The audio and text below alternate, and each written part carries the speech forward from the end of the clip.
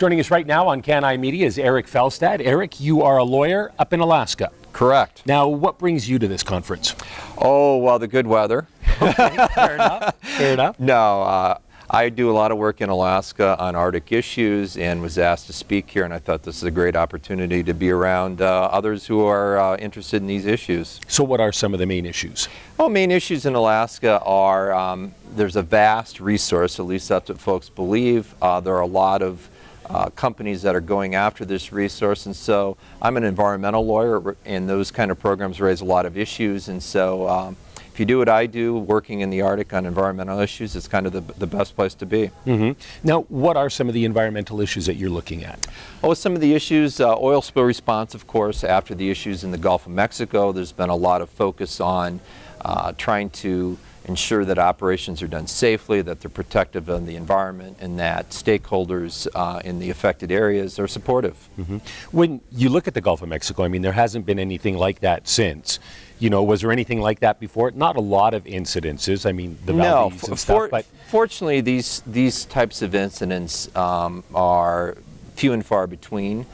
They serve as learning, certainly very concrete steps to learn from, frankly. And you know, the question is, have things changed since the Gulf? Absolutely. The amount of scrutiny and the diligence from both the industry side as well as the government regulators has gone up in a huge amount of scrutiny, and you know, appropriately so. Do you find that oil companies are set to jump on board when it comes to following these regulations, or are there some they look at and just go, this is too onerous?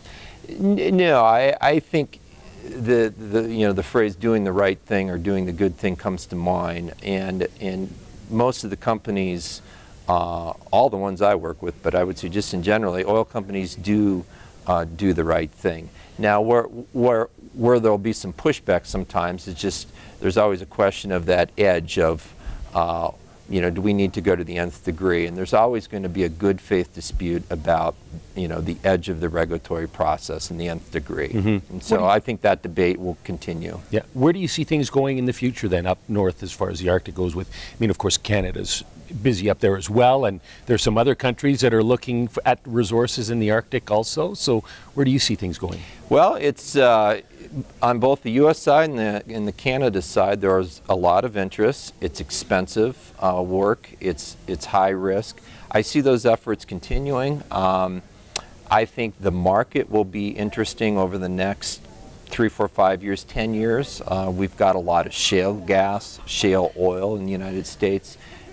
There's a lot of deep water plays elsewhere around the world, and so at the end of the day, the market will decide where the capital is deployed, and I think that will be as significant as the environmental side issues.